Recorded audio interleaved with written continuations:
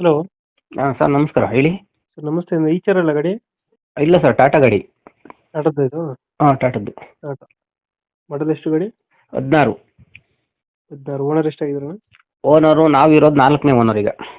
4 number ಆಗಿದ್ದಾರೆ. ಹ್ಞೂ. Documents ಎಲ್ಲ ರನ್ನಿಂಗ್ ಇದೆಯಾ?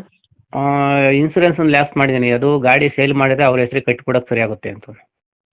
ಹ್ಞೂ. ಹ್ಞೂ. Tyre condition?